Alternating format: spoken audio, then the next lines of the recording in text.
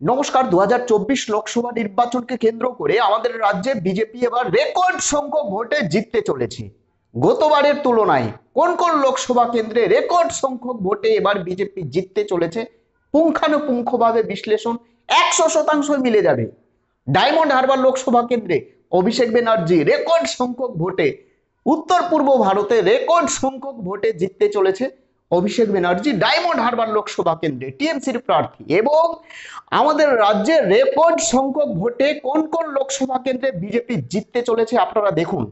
গতকালকে 3টি লোকসভা কেন্দ্রে ভোট সম্পন্ন হয়েছে, আলিপুরদুয়ার, কোচবিহার এবং জলপাইগুড়ি লোকসভা কেন্দ্রে। দেখুন 2019 সালে আলিপুরদুয়ার লোকসভা কেন্দ্রে যদি ফলাফল দেখি তাহলে সেখানে 2019 সালে 55% ভোট বিজেপি পেয়েছিল এবং 37% ভোট টিএমসি পেয়েছিল। জাতিগতভাবে যদি আমরা বিশ্লেষণ করি পুঙ্খানুপুঙ্খভাবে, সেখানে 86% হিন্দু সম্প্রদায়ের ভোটার রয়েছে এবং 13% মুসলিম সম্প্রদায়ের ভোটার রয়েছে। 7টি বিধানসভায় 7টি বিজেপির, অর্থাৎ 7টি বিধানসভা কেন্দ্রে 7টি এমএলএ রয়েছে বিজেপির। তাহলে সেই জায়গায় কিভাবে টিএমসি জিততে পারে? আমি একটা ভিডিও দেখছিলাম যে আলিপুরদুয়ার লোকসভা কেন্দ্রে বিজেপি পোলিং এজেন্ট দিতে পারেনি। হ্যাঁ, দিতে পারেনি, পোলিং এজেন্ট দিতে পারেনি ঠিক, কিন্তু লোকসভা ভোটে আমাদের ভারতে জাতিগত বিষয়টা অনেকটাই ফ্যাক্টর হয়ে দাঁড়ায়। অর্থাৎ আমি হিন্দু, চলো কিছু না দেখেই বিজেপিকে ভোট দেব, এমনটা হয়, কিন্তু এমনটা হয়। আমি মুসলিম, না বিজেপিকে ভোট দেব না। অর্থাৎ জাতিগত ফ্যাক্টর ভীষণভাবে প্রভাব ফেলে এই লোকসভা ভোটে। আমি 100% গ্যারেন্টি দিচ্ছি যে আলিপুরদুয়ার লোকসভা কেন্দ্রে বিজেপি জিতবে এবং গতবারের তুলনায় বেশি ভোটে এবার আলিপুরদুয়ার লোকসভা কেন্দ্রে বিজেপি জিততে চলেছে 100%। যে কোনো রাজনৈতিক বিশ্লেষক, যে কোনো নেতা নেত্রী, যে কোনো ভোটার আমার সঙ্গে তর্ক করতে পারে, আমি চ্যালেঞ্জ নিচ্ছি। কারণ আলিপুরদুয়ারে প্রত্যেকটা 7টি লোকসভা কেন্দ্র, প্রত্যেকটা লোকসভা কেন্দ্রে আমি গিয়ে সমীক্ষা চালিয়েছি, প্রত্যেকের সঙ্গে কথা বলেছি, বেশিরভাগ ভোটারের সঙ্গে আমি কথা বলেছি। 100% আমি গ্যারেন্টি দিচ্ছি, সিলমোহর দিচ্ছি, আলিপুরদুয়ার লোকসভা কেন্দ্রে এবার বিজেপি জিততে চলেছে। কারণ আমি বিভিন্ন ইউটিউব দেখছিলাম যে অনেকে 100% চ্যালেঞ্জ দিচ্ছে যে আলিপুরদুয়ারে বিজেপি জিততে পারবে না। আমি 200% চ্যালেঞ্জ, আলিপুরদুয়ার লোকসভা কেন্দ্রে বিজেপি জিততে চলেছে। দেখুন আমাদের রাজ্যে, বিশেষ করে আমাদের পশ্চিমবঙ্গে, আমাদের ভারতে যখন লোকসভা ভোট হয় একটা জাতিগত বিষয়টা ফ্যাক্টর, প্রত্যেকটা ভোটারের মনে জাতিগত বিষয়টা প্রভাব ফেলে। আপনারা মানে বুঝতে পারছেন আমি কি বলছি। 86% হিন্দু সম্প্রদায়ের ভোট রয়েছে, তার মধ্যে জৈন বৌদ্ধ খ্রিস্টান রয়েছে এবং 13% মুসলিম সম্প্রদায়ের ভোট রয়েছে। 7টি এমএলএ, 7টি বিধানসভা, 7টি বিজেপি। যদি 2021 সালে যেটা লোকসভা ভোট হয়েছে আলিপুরদুয়ার লোকসভা কেন্দ্রে 7টি বিধানসভায়, তার ফলাফল দেখুন। তুফানগঞ্জ, এটা হচ্ছে আলিপুরদুয়ার লোকসভা কেন্দ্রের মধ্যে যে 7টি বিধানসভা কেন্দ্র, তুফানগঞ্জ একটা বিধানসভা কেন্দ্র 76% ভোট পেয়েছে। 2021 সালে যেটা বিধানসভা ভোট হয়েছে 76% ভোট বিজেপি পেয়েছে, 23% ভোট টিএমসি পেয়েছে এবং অন্যান্য আমি বলছি না। কুমারগ্রাম যেটা লোকসভা বিধানসভা কেন্দ্র, আলিপুরদুয়ার লোকসভা কেন্দ্রের মধ্যে যে 7টি বিধানসভা কেন্দ্র রয়েছে তার মধ্যে একটি হচ্ছে তুফানগঞ্জ, 76% ভোট বিজেপি পেয়েছে 2021 সালে।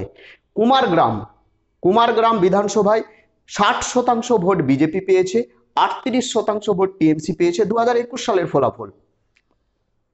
আলিপুরদুয়ার 63% ভোট বিজেপি পেয়েছে, 27% ভোট টিএমসি পেয়েছে। ফালাকাটা 57% ভোট বিজেপি পেয়েছে, 42% ভোট টিএমসি পেয়েছে।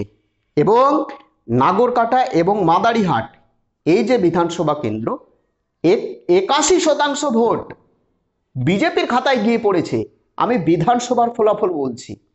এবং গোটা লোকসভা মিলিয়ে এবার রেকর্ড সংখ্যক ভোটে আগের তুলনায়, পূর্বের তুলনায়, 2019-এর তুলনায় মনোজ টিগ্গা জিততে চলেছে, গ্যারেন্টি দিচ্ছি, গ্যারেন্টি।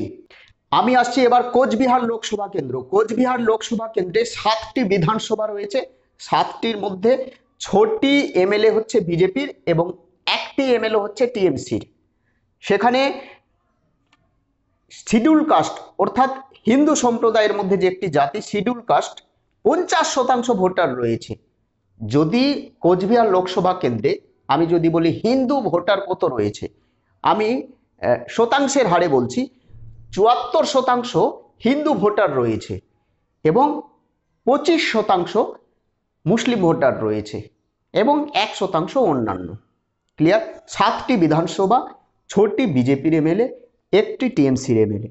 যদি আমি 2019 সালের ফলাফল দেখি, 48% ভোট বিজেপি পেয়েছিল। 7টি বিধানসভা মিলিয়ে একটি লোকসভা কেন্দ্র, যেটা হচ্ছে কোচবিহার লোকসভা কেন্দ্র, 48% ভোট পেয়েছিল বিজেপি এবং 44% নয়, আমি 45 ধরছি, 45% ভোট পেয়েছিল টিএমসি। চাকরি চুরি হয়েছে, গরু পাচার হচ্ছে, শিক্ষা চুরি হচ্ছে, কয়লা চুরি হচ্ছে, রেশন চুরি হচ্ছে এবং বিজেপির রাম মন্দির নির্মাণ হয়েছে। বিভিন্ন ইস্যু রয়েছে, জাতিগত ফ্যাক্টর কাজ করে এই ভোটে, লোকসভা ভোটে জাতিগত ফ্যাক্টর কাজ করে ভীষণভাবে প্রভাব ফেলে, বারবার বলছি। আর অর্থাৎ এবারও কোচবিহার লোকসভা কেন্দ্রে বিজেপি জিততে চলেছে, পূর্বের তুলনায় কম ভোট পাবে কিন্তু আবারও নিশ্চিত প্রমাণিক জিততে চলেছে। 100% গ্যারেন্টি। মিলিয়ে নেবেন আমার কথা। 4ই জুন যখন ফলাফল বেরোবে আমার কথা আপনারা মিলিয়ে নেবেন, কিন্তু শতাংশটা কমে যাবে।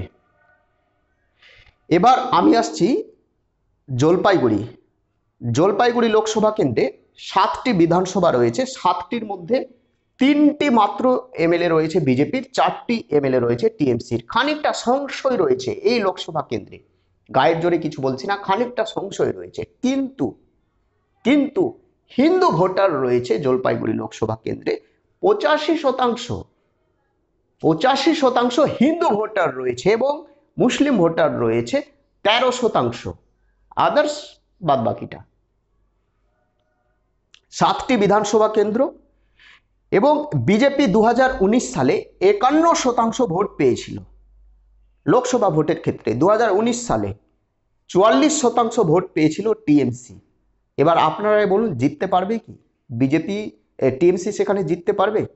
2021 সালে 7টি বিধানসভা মিলিয়ে 45% ভোট পেয়েছিল বিজেপি এবং 44% ভোট পেয়েছিল টিএমসি। খানিকটা সংশয় রয়েছে, তবুও এই লোকসভা কেন্দ্রে 100%ই নিশ্চিত এবার বিজেপি জিততে চলেছে।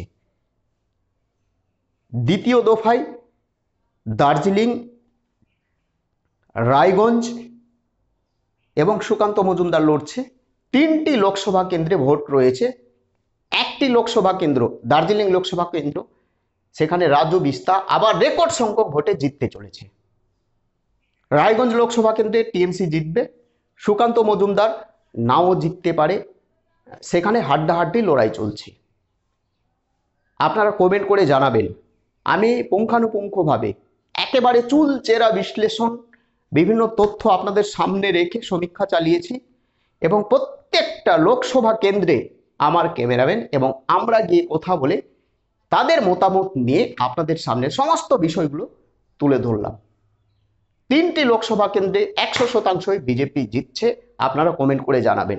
ভালো থাকবেন, সুস্থ থাকবেন। নতুন হয়ে থাকলে চ্যানেলটিকে সাবস্ক্রাইব করে দেবেন। আমাদের রাজ্যে 42টি লোকসভা কেন্দ্রের মধ্যে বিজেপি কোটি আসন পাবে, টিএমসি, বাম কংগ্রেস বা অন্যান্য রাজনৈতিক দল কোটি আসন পেতে পারে। আপনার নাম, লোকসভা কেন্দ্রের নাম এবং আপনার মতামত অবশ্যই কমেন্ট করে জানাবেন। জয় হিন্দ, বন্দে মাতরম।